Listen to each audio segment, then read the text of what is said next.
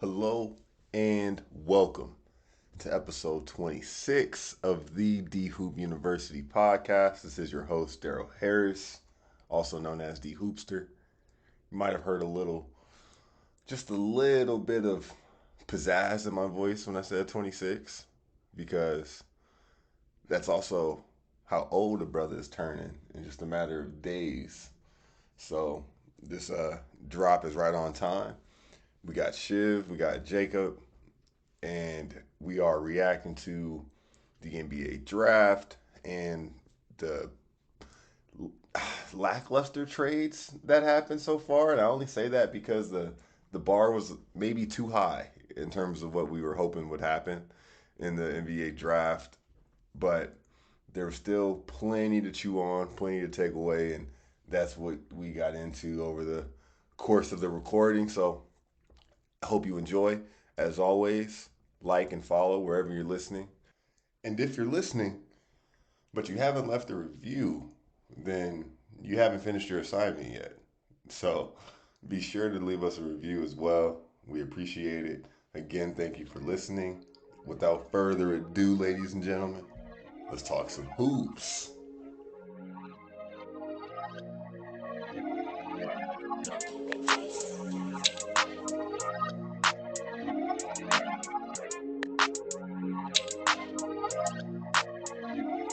Locking in. You know the gang, we locking in. How we doing, fellas? We vibing, bro. Good day What's of up, D-Hoop? basketball.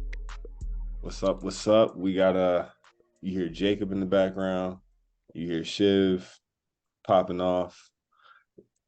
We are here to discuss pretty much this is the post draft recap, because every day, there's a new story in the NBA, and even in the off season, they are just factories for content on the daily. So since we last talked, we've been kind of on the money about some stuff. Some trades have went down. I feel like we have instant reactions to the draft, along with some feelings from the draft that had nothing to do with the players. So I don't know where we want to start. Shiv was in shambles last night because Marcus Smart got traded.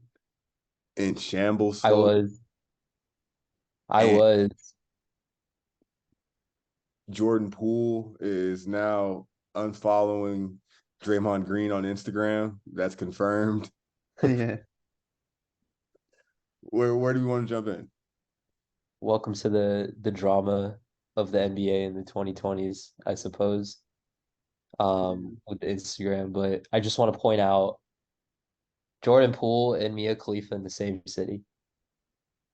I 25 plus a game next season. Lock it in. Throw it on the sports books. Mortgage the family, mortgage the children. That's a lock, bro. That's like he might just like. Yeah, I don't know. He's in a good spot though. He kind of needed his own team. He wasn't trying to play team ball. You know what I mean? The Warriors Yeah, won a ring because of him, because he like exploded in the finals last year. But I don't know. It feels kind of weird. I Are we gonna talk about the Chris Paul thing? We could. I don't. I get the whole like let's go get a point guard to like steady the offense. We had a good enough offense last year, but it just feels kind of weird. Like how do you run Steph, CP3, and Clay and Draymond at the same time without getting like abused inside and on the boards? Jake, where are you at right now? I think the move was just more of getting rid of that Jordan Poole contract than it was just kind of focused on trying to attain CP.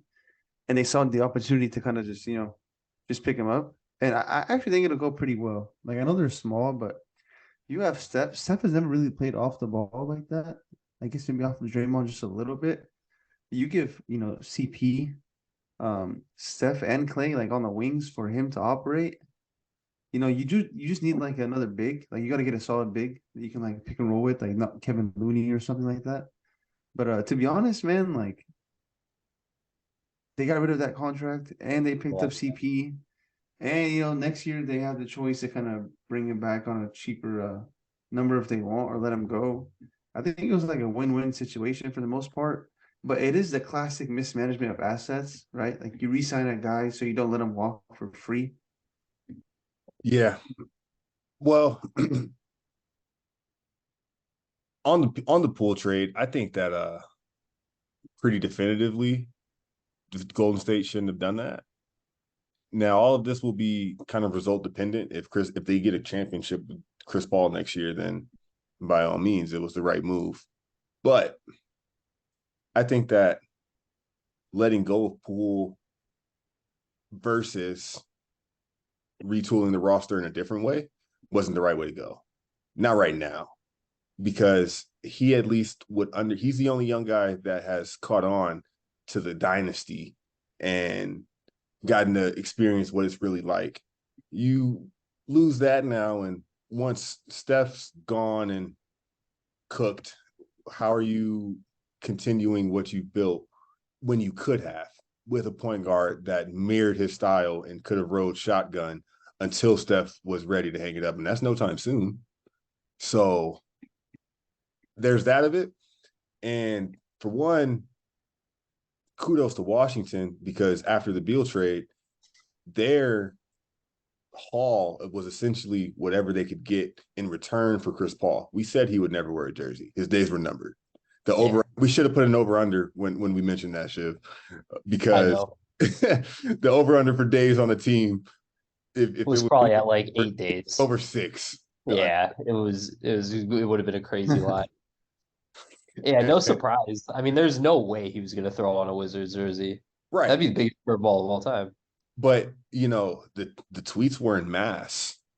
They were viral about how embarrassing the return for Beal, Hachimura, and John Wall essentially was for Washington over the course of their last 10 years in investments.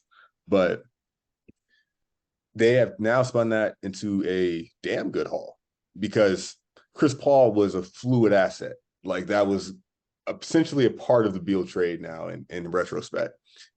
And yeah, I think you were on the nose too, Shiv. Jordan Poole's about to go over there and ball.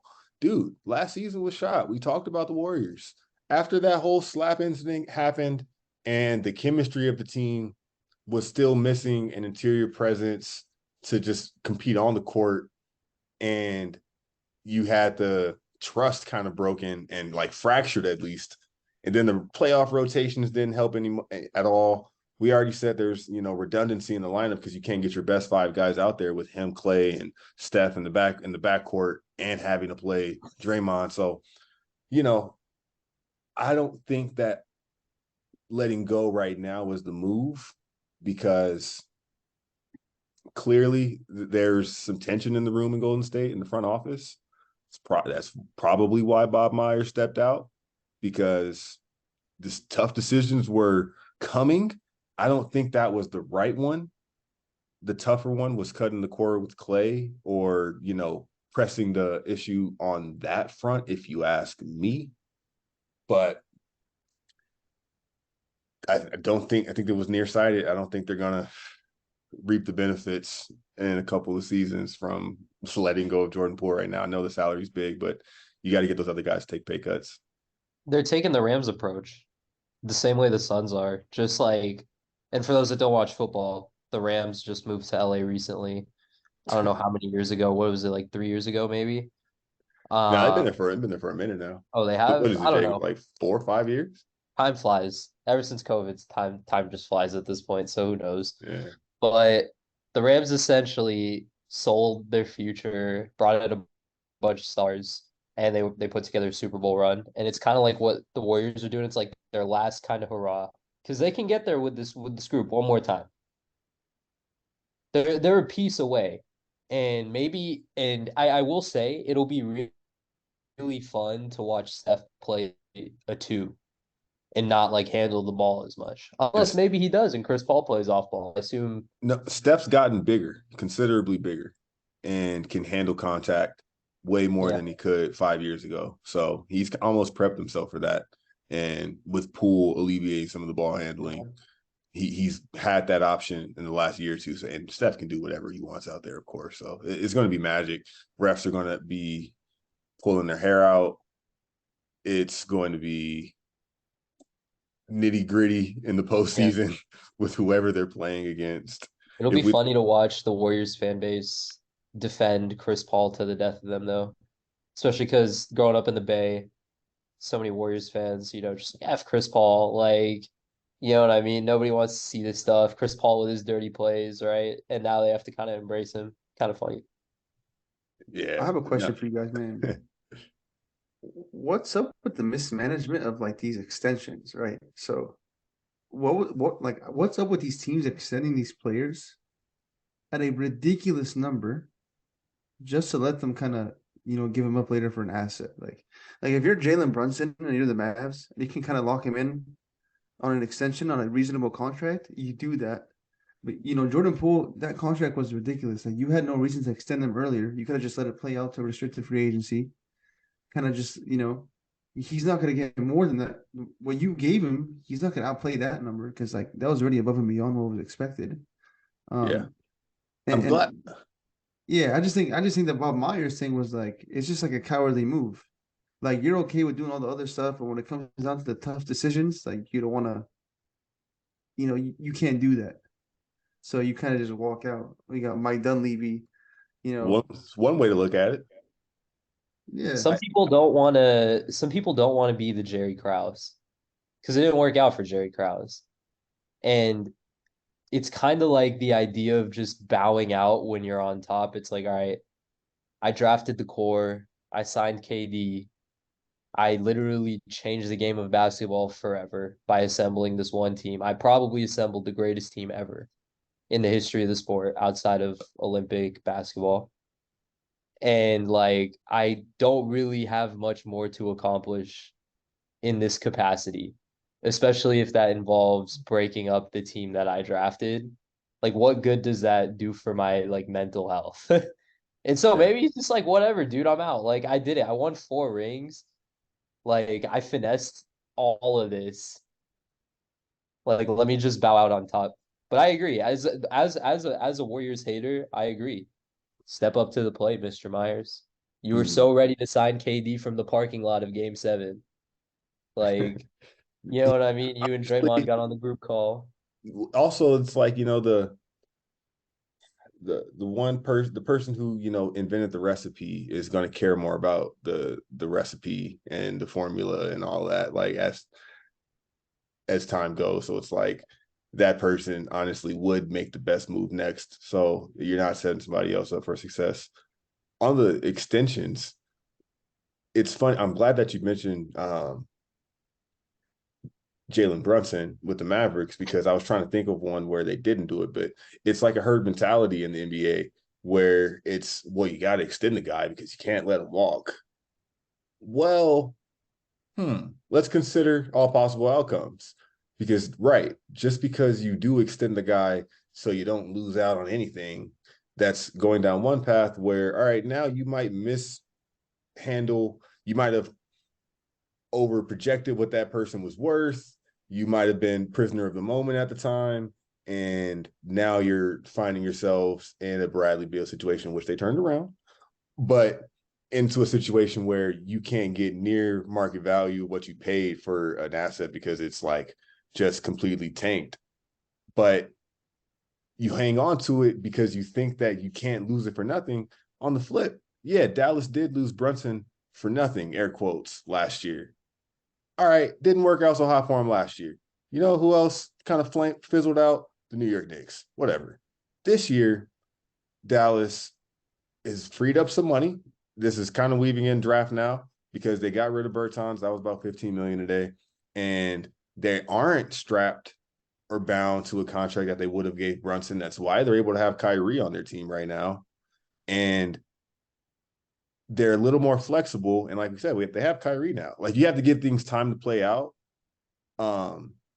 And you're seeing both sides of it. So maybe teams need to start saying, hey, I love what Omar said. He was like, I don't believe in overpaying for players, because if you do, you eventually find yourself in a equally sticky position that you can't really get out of. And that's a good reference. Because they extended Poole. I still just think that wasn't the right move to make right now. I kind of felt the same about Boston. Once we were factoring in the second and official trade that they made. When the first report came out, it accelerated really quickly, and it was like, oh, they're interested in Porzingis. An hour later, okay, the trade's in. It's a 3-team trade. Whoa, all right, cool.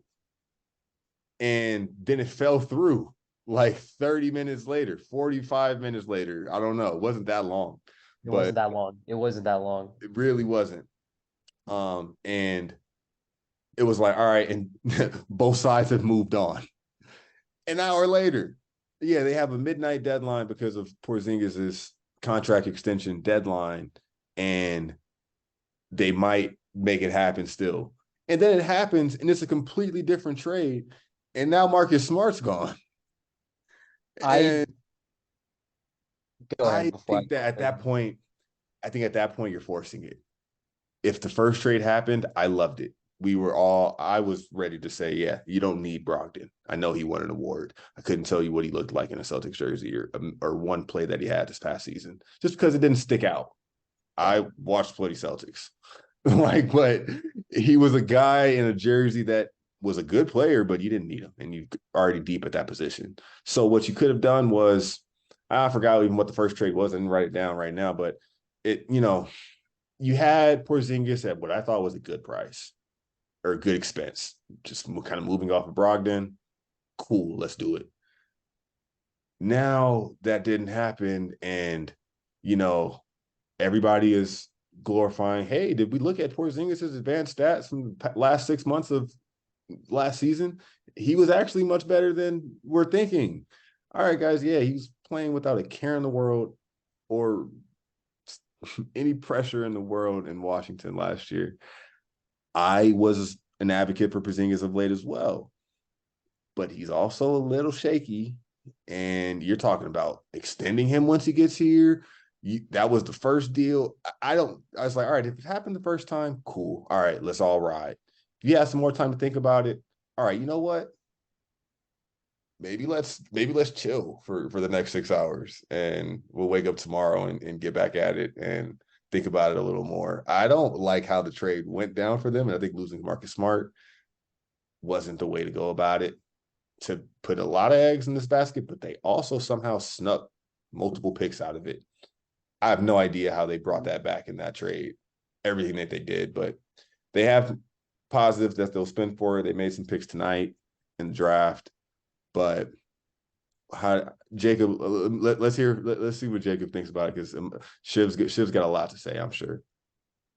Man, Porzingis was just the one piece that I kept my eye on during this offseason, and I would have loved to end up on the Lakers. So I think it's a huge get. If he could just stay healthy, like Porzingis is a huge get, because he kind of, I think for Boston, for any team, like when you have Porzingis on there, like you just have more upside, because he can go off at any time.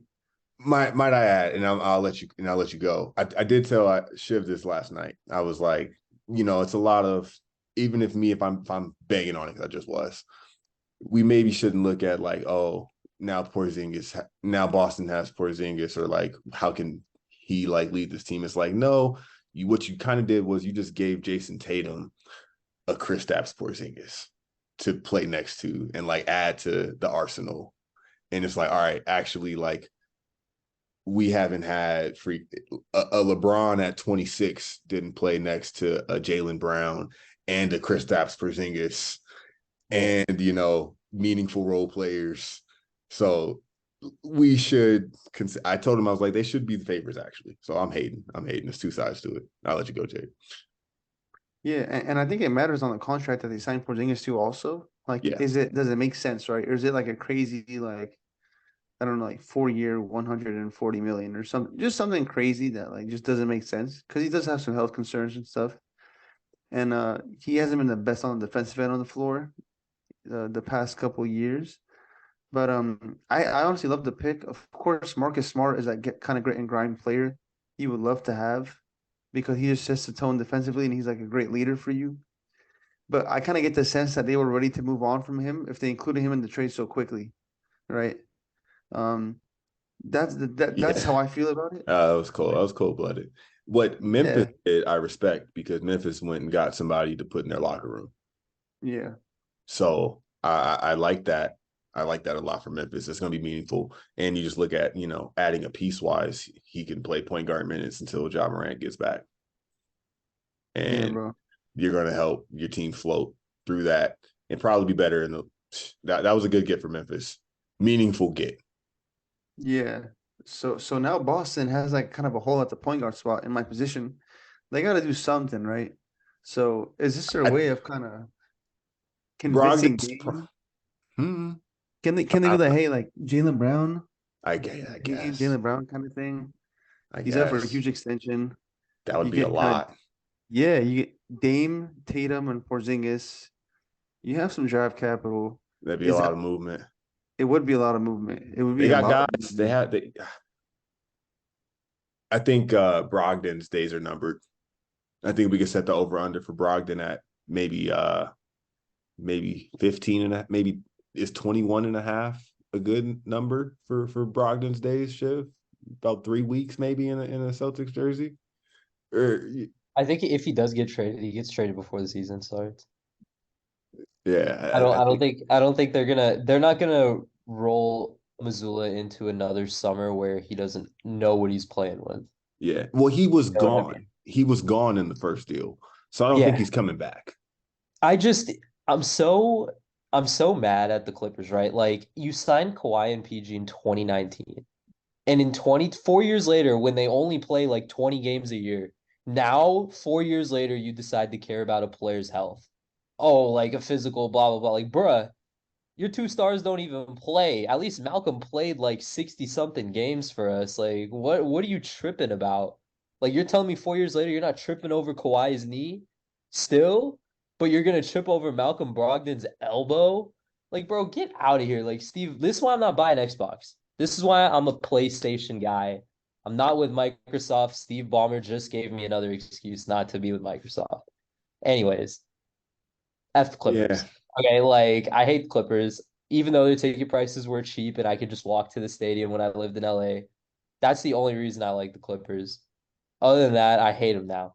But Not I trustworthy. was gutted when I was gaming. I was on 2K when I like everyone started blowing up my phone. I'm like, why is everyone blowing up my phone? This could only either mean the Celtics did something crazy, or they're just ready to they think I'm like dead meat and I'm just being like fed to the wolves, right? And of course, like it's like, oh, you guys traded Marcus Smart. And initially my thought was, yeah, like we're screwed. Like he's the only guy that really had the heart and like it was just so he just embodied Boston culture so much. Like he cared about all the vets, like he was willing to do whatever it takes. Like only guard to win Defensive Player of the Year since Gary Payton, and he deserved it that year. Like I don't want to hear it about Mikal Bridges. I want to hear it about whoever else was in the running that year. It was Marcus. AD, Memphis man. Memphis now has back-to-back defensive player of the years on their roster. Yeah, yeah, they do. Even though JJJ's felt a little fraudulent because he can't stay out of foul trouble. But like Nah, bro, he that fool guards the rim, and now he just pair those guys. That's pretty nice. it is, it is, and I'm happy that at least the Celtics dealt him to a team where he can still contend. I would have Steven hated to. Adams and Yeah. Desmond Bain in that five. That's a five. That's true.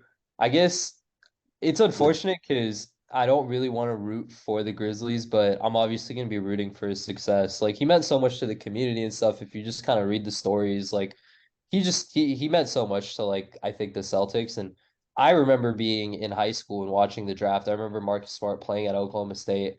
We took him, and I remember just being super ecstatic because I was like, I think this guy's going to be a nice point guard. He's kind of got a jumper. He's like a pit bull. He's like a bulldog. Like he's just always going to come at you. Heart's always in the right place. Mind's always in the right place. And he's one of those guys that just gets so underappreciated because he's always willing to do whatever it takes to win. And to his credit, he got to an NBA Finals as the main point guard after 5 years or 8 years of people saying Marcus Smart can't be a point guard. He can't be a point guard. He takes Celtics to the finals as a point guard. Obviously, we traded for Derek White, which helped as well. But I'm gonna miss him. I am gonna miss him because watching Celtics games won't be the same without him. I will say that. He really was a culture setter. He was in a critical identity piece. You could tell he had the respect of everybody in that organization, in the front office, all the way down to the players and the training staff. And so Memphis got a great point guard for their situation with the jaw suspension, but also just going forward because they're just like a bunch of toddlers in that locker room. They don't know what it takes to be like a seasoned pro and handle things the right way. And Yeah. Marcus Smart will go in there and influence them incredibly well because he's just that type of guy. Like he's 29 years old. He's going to be a great influence in that really, really young locker room and hopefully take them to the next step, you know? I think he was the longest tenured Celtic, to be He honest, on is. that And team. and now Jaylen Brown is the longest tenured Celtic. Yeah. Pretty crazy. He's the last of that era of like Of the Brad Isaiah Stevens era, Thomas. almost him and him Yeah, and no, him and Tatum. essentially. Him and Essentially, I was about to say it was literally he's like the last piece from that Isaiah Thomas, Jay Crowder, whatever era of Celtics basketball that was. I don't really know what to call it, but he was like he's the last like pillar to fall from that era. last of the Um, Mohicans. yeah, and Yeah, so last airbender. I'm sad to see him go, man, but I wish him well. And we traded a former defensive player of the year for Tingus Pingus. So let's see what we can do with glass knees and sharp haircut. Bro's looking like Ivan Drago over there. Like, you know what I mean? Like, let's see what happens. Like, I guess, you know what I mean? I gotta rock with the kid now, but it's like Yeah.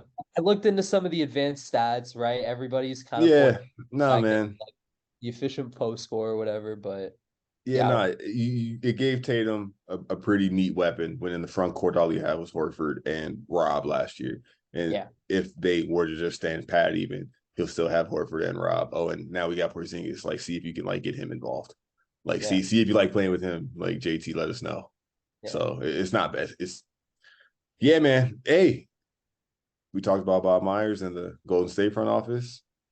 It's a Wow. it's like Ever since it's a man's business. It's Game of Thrones in it these is front office. I saw Wake up call. Chris Paul on Good Morning America. You found out he got traded on a plane. It's like, yo, that's Chris Paul. You didn't. It's like he's appearing on national television. Aside from his impending trade, like he didn't know he was getting traded. Like it's the things happen, and can't be afraid. But I, yeah. those were the two big things. We'll keep our ears to the streets. They were making calls on guys like Tobias Harris. They're making Toronto's up to something, I'm sure. There's a lot to Chris Middleton declined Yeah, his what player is that? opportunity. It was too much. Milwaukee had to shake it up. He was on a max contract. You're not getting renewed, buddy. And Brook Lopez is kind of coming off too. So either you're going to have to opt out so you can re-sign with us and we can restructure this, or we got to wait and see what Brook does. Maybe we can work this all out. So they're just kind of in flux, but they needed the option. But all those guys are also over 30. You got to get Giannis some fresh legs back there, literally. Yeah. And they're going to do that. I'm sure this offseason they're going to try to do that at least. So I think it's some of that. And hey, if he's gone, he's hey, we got we're not overpaying people over here. But if you can make that money elsewhere, go get it. Like we not mad at that. But Yeah. so we'll see. But those were two big dominoes: the Chris Paul trade and the Porzingis trade. Now the NBA draft went down as well, and I don't know. Let's go kind of big picture reactions, and then I'll walk through some of the picks and we'll just stop and pivot where we kind of need to and whatever doesn't get covered. But I think people were waiting for, I would say, quote unquote, more to happen in this draft.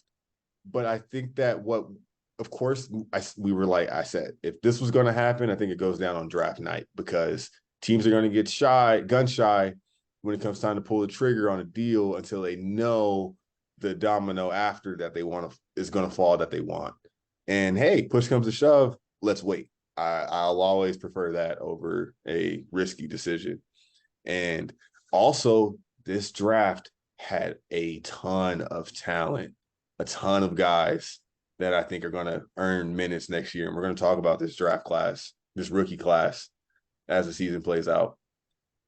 And I think that, yeah, the big chess pieces weren't moved around, but it was an intense like recruitment going on. Like it was a who are we really like planning to play next year with this guy that we're drafting? Like it wasn't let's take the draft and stash. They're all here goes. We're just gonna bow out and pick next year. Like no, teams who weren't sure were like, nah, I'm grabbing somebody. Yeah, and that's because I think this draft was very, very deep. My takeaway from the draft was that Derek Lively is like if Willie Cauley-Stein used his brain. Like I feel like it's like what Willie Cauley-Stein was like supposed to be, but like never panned out to be. And I think that's going to be kind of nasty with Luka and Kyrie. Do you want to know Chuck's player comp? I don't remember. It wasn't a lock it in, but it was Rudy Gobert. Really? This brother, I feel like this guy has I think more he said game than Rudy though. Rudy has like no offensive bag.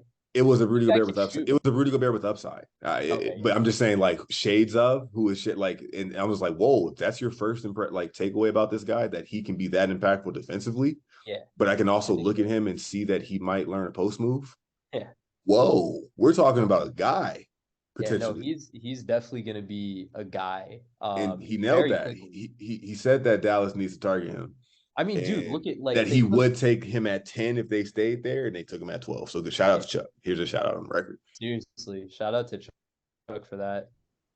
But it's like bro, like they took Dwight Powell to the Western Conference Finals. Like you give him a guy from Duke who's like been meant for this, like, dude, he's gonna average. He's gonna be a beast next year. But also, you know what I always find kind of funny on draft night? One is the player comparisons. They're always just so ridiculous. Like it's like the player comps are always so funny. It's like let's talk about the broadcast just for like 90 seconds because dude, what was the whole like teaching me how to do like a one dribble pull up if I'm 7'5"? I was like, bro, what's happened? Like, what happened to the game I love, man? Like, no, man, drafts overall are like easy to like be like, what am I watching right now? Yeah, terrible. We had Victor's shoe size with a sliding graphic. The baseball picture you had to show. I showed the guy next to me at work, like, hey, look at this is the guy. Look at him holding a baseball. Crazy, right? But I don't know. It was a lot of shout out to everyone that walked that stage deserved their moment. Yeah. So that's cool, but it was, I don't know. Drafts are just funny to sit through and be like, all right, guys. They're like trying to sell me on like some ridiculous thing, but oh man, what was I gonna say? They got rid of Jalen Rose on there too. Yeah. Like Jalen his Rose comparisons were one of the best parts of the draft, right? His Jalen Rose was missed and stuff like that. And I missed when Bill Simmons was on there too, because Bill would always just be like, they've always needed Bill since he left. That's the real Podfather. Shout out to Bill. Yeah, shout out to Bill. Shout out to the BS. But it's terrible.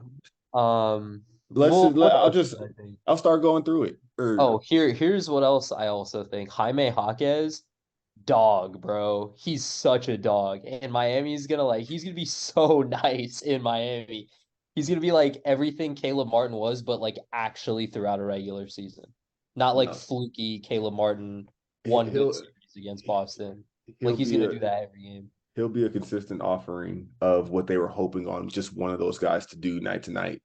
Yeah, he'll be a consistent offering. I think that's such a Miami Heat pick, and I love Jaime Jaquez. I have so many mature guy, seasoned guy, used to content, like ready for and international. Always runs in the Rico Hines summer. Like just like has a different feel to his game that throws guys off, and Mid-range he's gonna bandit, find a bucket.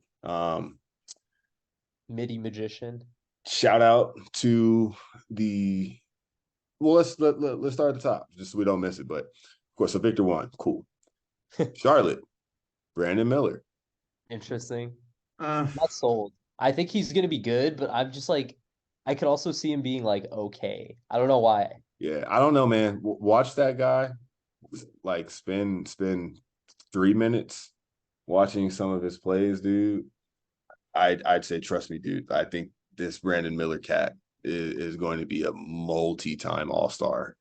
Like he has a great handle for a guy who's 6'9", pushing 6'10", still getting bigger, still finishing his frame, has a pull-up on him, is clearly banging out on you because I have crazy length. He's kind of like, honestly, I think he's a year 3 Paul George as like a rookie coming in. Year 2, at least a year 2 Paul George, once he figured out that he was kind of nice. And once like everybody, once Indy figured out he was nice, I think he's that coming in. And that's why after, like I said, spending a few minutes watching this guy, was like, wait a second. This is a pro, 100%. And Scoot is I've too. seen. So I hate for that to, made it kind of seem like Scoot isn't about to average 21, because I literally think he's going to next year in Portland. Whether Dame's there or not, I don't think Dame's going to be there, but I think that Scoot is on the same level as Miller. And I think a lot of people didn't think Miller was like that. I think he's like that. I watched a bunch of his highlights. I think there's a lot to be impressed about. Like I don't want Bro, to. that's a pro player, dude. That's a Yeah, pro. like I think he's gonna be great, but I just feel like those wings aren't walking around in the league. that's true. That's true. I think if you are going to draft someone with that much upside, who also, like, to his credit, proved a lot in college about his ability as a player, like multiple 40-point games, which is insane, by the way. But like, yeah, so I agree. I think I feel like Scoot was maybe a more surefire pick than Brandon Miller was, I guess, in my mind. Because I just feel like Scoot's just like Russell Westbrook, but like built like a fullback at like the age of 19. And it's like, dude, this guy's like never gonna get hurt. Like, look at him, his arms are boulders. He's got Kawhi shoulders, and he can't even buy beer yet. I mean, hey, to only be devil's advocate, I guess, but to only, hey, we'll lock it in. Hey, does that mean he's going to be Around like this at 26, 7 yeah, still? that's I true. hate to. I'm not doing that. Knock It's on too wood. early, but yeah, no, I So, agree. I don't but think they could have gone wrong with either. and just because we watched them at the G League night in Vegas where I'm at, and we'll wait and see. Not to say either unflawed prospects. So, We're definitely gonna catch you roll the dice in a game of basketball where I also have a point guard. I might take the guy that's 6'9", pushing 6'10". Yeah. At the end of the day, and they did. You can't pass on Scoot, Daryl. And I love Brent. You can't pass on Scoot, bro. You're like overthinking. You're overthinking it. Like, I know Brandon Miller had an amazing, like, he has these flashes of his potential in those Paul George comparisons, and you kind of get in the trends of, oh, that would fit so nicely next to LaMelo. But you always got to take the best player available. You just always got to do it. I was a believer that maybe LaMelo and Scoot could kind of work together, to be honest. I am too. I don't think it's beyond belief at all. It's like, yo, we need to play 2 guards anyway. Exactly. Scoot's younger. Yep. Right? Melo doesn't need the ball. Exactly. And I think he would thrive better off the ball like that. Not that he can't, right? Yeah, he They kind of have that gladly 1-2 moves the combo ball. guard. Yeah. And Scoot's younger, right? Scoot proved it in the G League. And he went up against Wembanyama, which is great. Right. A great sample size. Like, I saw that, I would have been there if I wasn't working well in working. the tournament. Sorry, folks. Yeah. Like I think Scoot was the guy. I think that number 3 pick is always so special because when you look back, number 3 is always like, it's just, there's greatness in number 3. Like, yeah, no, that's where there. the pressure really started to sink in. I think was that Charlotte wanted to take Brandon Miller, and they had to kind of trust their gut. But in leading up to the draft, they were feeling the pressure of, yo, are we really doing this? And that's why Scoot became the betting odds favorite to go number 2. and it swung. But hey, I applaud them for rolling with their gut. I think that it also was a tough decision to make because Scoot, I think, is a surefire thing too, at least in the near future. And Portland held because why are we, not going to trust, or why are we going to put our eggs in a risky Dame trade right now when the trade can happen whenever? We don't have to rush the trade. So glad that happened, but we'll keep it going because that was stock. We got the Thompson twins going back to back next.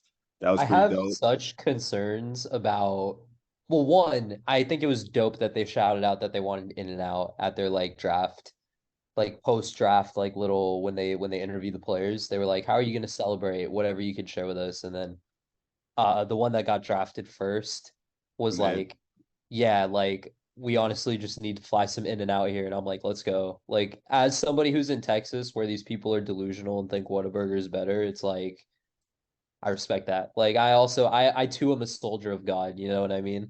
But I I like have concerns about this OTE league. I think they're fine players. I think they can develop very nicely. I don't think that's not anything against them as a player. I don't know too much about them, but the OTE league seems like very TikTok-y, and I don't know what that fully means, but well, it it just it feels was. kind of like what is this? What is this? Like what is this, I will. honestly? I will also say, like as I mentioned with Scoot, his season with the Ignite, it wasn't all roses, is what I'll say. And both of them, Scoot and the Thompson twins, they pursued a different route than college. They went a route where they would get paid, Right. and that's exploring that. So it's like, hey, if they were kind of pioneering something that might be something, I think if you also watch them play, you see that all right, these two guys are nuts athletes and basketball players, and that's kind of where the draft broadcast, which we were kind of dinging, it kind of does help for the top guys because they spend a lot of time on kind of their story. They talked about some of their high school stuff, which I know means nothing, but I kind of heard those guys' character come through. And that's the thing that I think works in their advantage. I Yeah. think these guys are not only studs athletically, like they'll be in the top percentile from day one. I think they're really good morale guys, and they got the right energy about them, Yeah, and one hundred. good heads on their shoulders, and that if it comes down, I know we're just talking basketball still at the end of the day, and they have to work on their jumper. I think that's going to come, but it's funny because Detroit taking Azar, I think, is kind of like the rest of the front office is just being like, well, if this guy, because it was crazy too, is they're. I can't tell you who I think is better, and I've spent a little bit of time watching them. Well, You one has a better looking jumper than the other, I think. kind of One sort of them of. has a gross looking jumper. I played with twins literally since elementary school. I've had twins that I played travel ball with year round and all my entire high school. Jake, come on now. I'm sorry. Like I'm talking shit like you're not right here. Jake, we're all Yeah. brothers with Jeremy and Gregory. So like you realize that twins, like it's hard to tell you who's better because are both are better than each other I is know one who's way to say better. it. Out of Jeremy and Greg. I can't say it. Get upset. Dude, I told them me and them have been working out as parents on this pod for over a month. So they're on here any day now, and it's gonna be great because this is what we do with them. We would easily tell them who we think is better. Yeah. But like knowing them and going to bat for them is like, hold on, bro. You're not gonna say that either one of them isn't cold. Like they're both cold. Like you Yeah, gotta they respect their they game. are. And I think front offices were like, I mean, hey, if they think a men is a lock, like next one best up. Next up, if there's not separation, I might have to take the guy with the same DNA as the guy that went before him. And like hope that I get like as lucky as the other organization is from taking them. So Yeah. I think that's cool. Shout out to them. I'm an advocate. I think they're gonna be kind of nice. The He's Warriors in. took some dude from Santa Clara, which felt kind of like a reach. Well, Yeah. that guy, He's nice though. He's nice. He's got yeah, game. He's that got guy might game. have a strap on him. He's got some length on him. 44.5% 3-point shooter. They do play some half court, but like they know how to like run some sets at Santa Clara. Same with They know how to run some sets in the WCC. dude, same at Pepperdine with Jake, the guy the Lakers took at 40. At Yeah. 40, he's got some crazy bounce. Jake, Yeah, I don't know Maxwell, if you yeah. saw this guy. What's his name? The- Maxwell. What Wessler? No. Maxwell Was it Wilson. George Maxwell? Am I tripping right now? We're butchering his name. Yeah. And it is Shout what out to it him though, is. whatever his name I'm is. looking, bro. Welcome to the land, buddy. Let's see what you got. Welcome to the land, buddy. You got a lob waiting on you if you're ready to go get it. Like that dude looked kind of like a highlight machine out of I the know he West has some, West Coast Conference. Representing Gonzaga's conference. Dude, the Celtics took the that guy, how old is that guy, first of all? He might be like 20, 21, but like, dude, that guy looks like he's like 35. We're Like, no talking offense. about we're talking about my guy from Don't Say It. We're talking about my guy from I want to say it was man. Arkansas. Yes, Jordan Walsh. Dude, he's a player. Fouled dude, out he's and an animal. fouled He's out insane. questionably in the game that Arkansas got eliminated from, and it Yeah. was like, oh, you need Walsh out there. Yeah. And the guy that is like you want to come for in the college game when you see him, he's like, hold on, that guy's out there like a guy right now. Yeah. And He looks good. I don't know what he'll Yeah. play. I don't know what his position is. Is it like a 4? Is it like a 3? I wonder how the Celtics will use him. I wonder if he'll even see the court like that this year. I assume they'll do what they did with JD Davidson, which, by the way, I am hyped for if he gets some run this year. I think they'll do the two-way thing where it's like you're gonna go play with like the main Red Claws for a majority of your time here in your first year. He'll cut he'll have to cut his chops in Boston, which is a good thing about it. Like that, but also in the regular season he'll have a stretch where he's getting minutes. Yeah, and if he earns those minutes, he'll keep them. Right. Dude. Jeremy Sohan a little bit. Sohan. I can't believe I butchered his name. He went to my school, bro. I should be saying his name properly. Like, nah, it's not the first name. No, I'm just joking with you.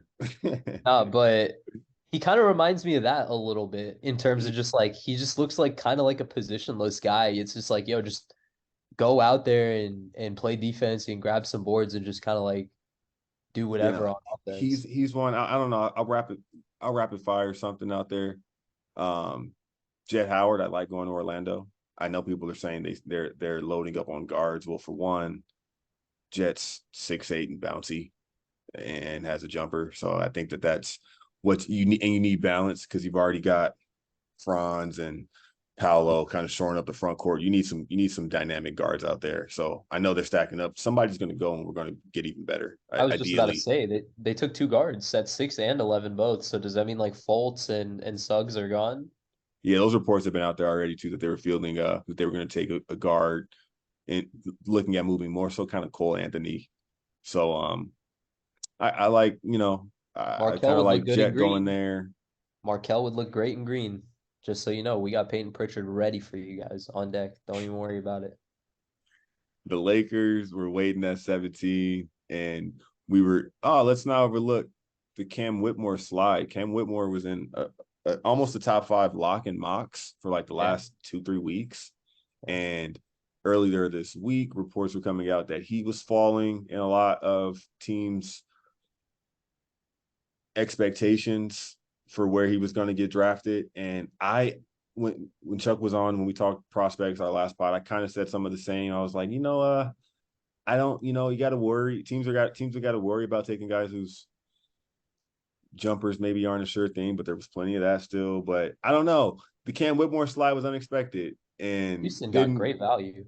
Didn't really have a meaning for it. So when the Lakers came on the clock, I'm like, dude, that's right there in front of us. Jacob, did you have anybody that you were hoping that they took there? But I'll say that first, Hood Schifino's he's a guy. I think they got a guy at 17. So I actually wanted to talk to you guys about this because I know you guys are more knowledgeable about college basketball. So as a Laker fan, like, what can I expect from Jalen Hood-Schifino? Like, because when I heard that name, I was like, what the hell is going on? Like, First of all, I that's a want Cam savage name. Whitmore. Like I see Jay Billis his top players, and I see some guy named Cam Whitmore, this number one best available, and he keep going by. He's still there, and I'm thinking, shoot, just pick the guy. Like, what are you doing, right? Uh, Um, I was saying the same because Cam Whitmore is a big body guard. Can guard almost 1 through 4 in this stretch, projecting for him. So I was like, yeah, go get this physical guy gonna play passing lanes, defender, catch lobs. Like, looks like he has a motor. yes, kind of, comes from Nova. They have a pedigree. Look at Josh Hart, look Yep. at Mike Al, look at Brunson, you know what I mean?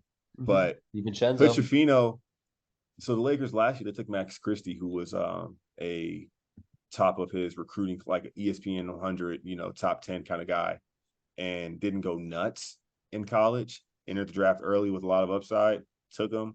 I'm still high on Max Christie.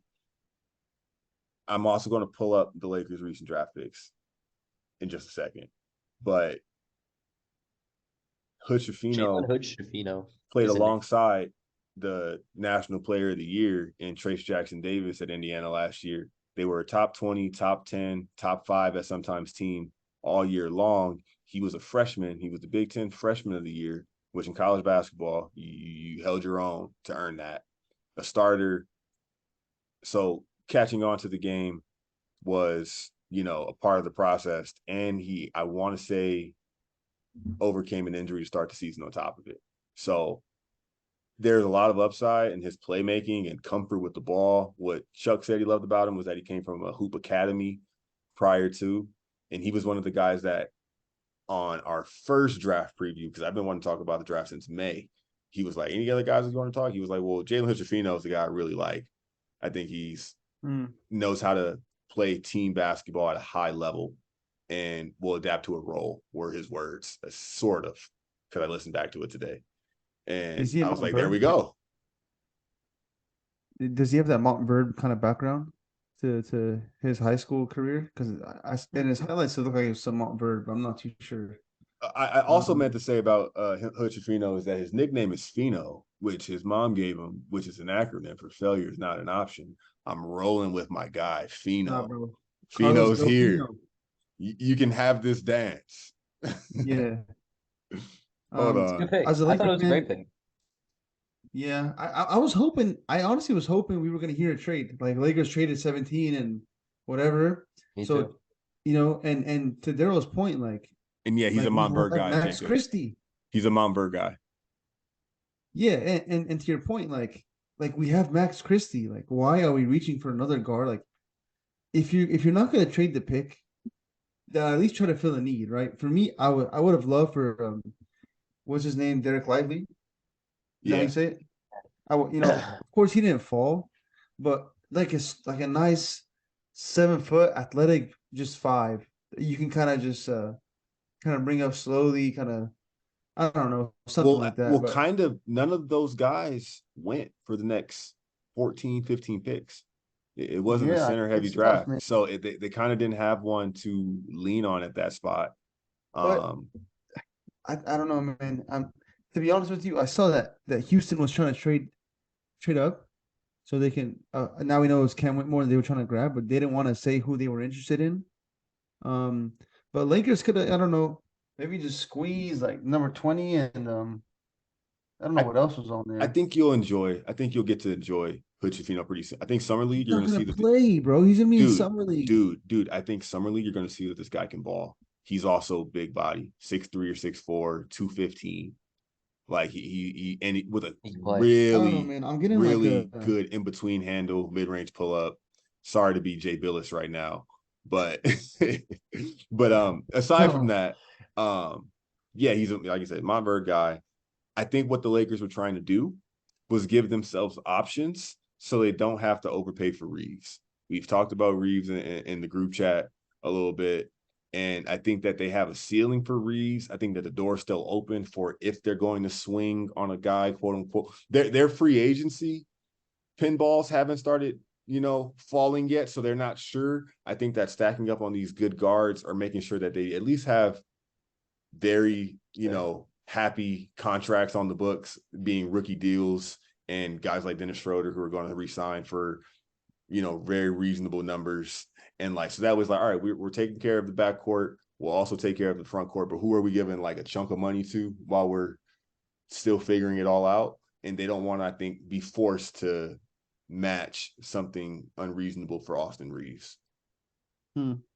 So I think Hutchifino, Christie are, just two guys who can vie for those spots next year. And I think Hutchifino gets some minutes, dude. I think he's a ball. I think he's a ball player. To me, he looks like a Scottie Pippen Jr.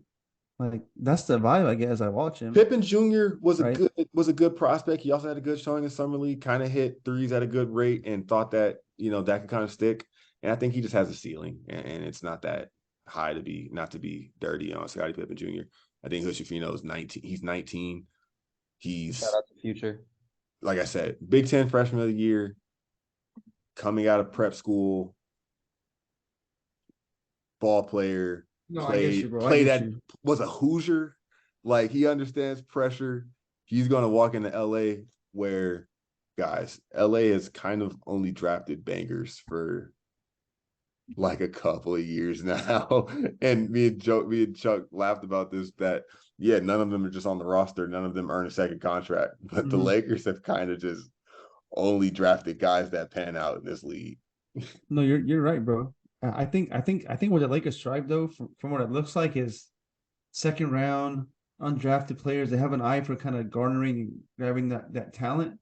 Who knows, man? They missed on Mo Wagner. Of course, they got Kuz and. But Mo Wagner's still playing minutes. He's a meaningful big in Orlando's rotation. Yeah, bro. But when you look at who you passed on, I got to go back to that draft. There was some good. You passed on some, They took Mo Wagner at 25. You can't be mad at that. I pulled their players up. You guys want to give me 10, 12 seconds. Going back to, wow. So 2014, they took Julius Randle. 2015, they took Larry Nance Jr., D'Angelo Russell. 2016, they took Zubac. 2016, they also took Ingram. 2017, they took Lonzo. Svi Mikhailuk was a miss, but they also took Mo Wagner that draft. And then they took Max Christie. There was no misses in that. And then add Kuzma, who was a draft that they picked that they got from a different team. There was no misses on NBA players on that list. They drafted Clarkson as well, I think. mean, the thing is, though, they have an eye for talent for sure, but it depends, man. The Lonzo thing obviously was a miss. Dude. Yeah, no, there's been a change in the drafting culture and the guys making picks over there. Because if you look at the years between 2005 to 2013, who they were taking, no, they were not those guys. They were not those. Now I'm talking about the Andrew Gallocks, the Robert Sacras, the Ryan Kellys, the Devin Ebanks, Sasha Medvedenko. Jordan Farmar was a bet panned out for the better out of these guys. And of course there's Bynum, which was, great for 3 years. Right, but in recent memory, they've taken nothing but guys that are getting paid right now in the league still. Yeah. So I think that I'm erring on the side that this is going to pan out in some sort of positive fashion for the Lakers next year. Yeah. I'm hoping so. They don't really have too much options, right? They gotta, they do have control over their first round picks, I guess, in the future. Just a lot of these pick swaps, which obviously worked in their favor this year. But they sure did. In the right draft. Yeah, and this was a deep draft too. So, for example, I already forgot his name. I'm being disrespectful. Who the Lakers picked? Oh, catch this. Hutchifino. Oh, you're talking about the first pick? Yeah, Hutchifino. Yeah. In any draft, right? So in last year's draft, where the acronym names are a little tough. I feel you. Yeah, where would he have been projected last year? Top 10? Top is this draft class that talented that so many players just slipped out the gate, right? You said Amari Bailey would have been a lottery player last year. That's what you told me. Yeah, he would have. Yeah, and he fell He to based off 41. depth. I think I said the Wiseman draft, which was I think maybe 2 or 3 years ago. It was worse. I can't remember exactly the depth of the last years, but no, he would have and I think Mari Bailey's going to be a guy. I was hoping the Lakers took him at 40. Guess where he went? 41. But we took So would Cucafino, you? which was a positional fit as well. And I like Cucafino's upside a little more than Yeah, Bailey's, but I would have liked Bailey in the second round. I like Cucafino in the first round. So it's like I think more highly of Cucafino. So if the Lakers would have walked away with Cam Whitmore and Amari Bailey, like how would you have felt about that? Oh man, why did you just tell me that? I would have loved it. But oh man, that's a good one. But yeah, but I'm still with this one. I'm not upset with it. I was expecting to hear somebody I didn't even recognize, and them still not take Whitmore, but they took JHS, which I was like, okay, actually, because right before that, I was hoping we got Hawkins. I was hoping we maybe Me got too. Keontae George. They both came off the board right before that, and I'm like, oh damn, wait a second, Whitmore's still on there, Rob. This isn't difficult. Just take them. Just take them. You're getting like a blessing in disguise right now. And the pick was in kind of early. So I'm like, all right, here we go. We didn't trade it. It's Yeah, not Cam Whitmore. Oh, wait a second, though. Actually, okay. Like, okay. I was with yeah, it. I was with it. yeah, bro. And I purposely say it off of Twitter during the draft, like just to get the sense of like what's gonna happen. Like Cam Whitmore's available, like, and I'm Yeah. excited and I'm just waiting. Um, right, and I'm just waiting for the Lakers. I'm like, oh, Cam Whitmore's available. Like I'm not looking on Twitter. I'm like, this is it. He fell, and you hear the pick. You're like, what are they doing? What are you doing? Right? They didn't piss me off.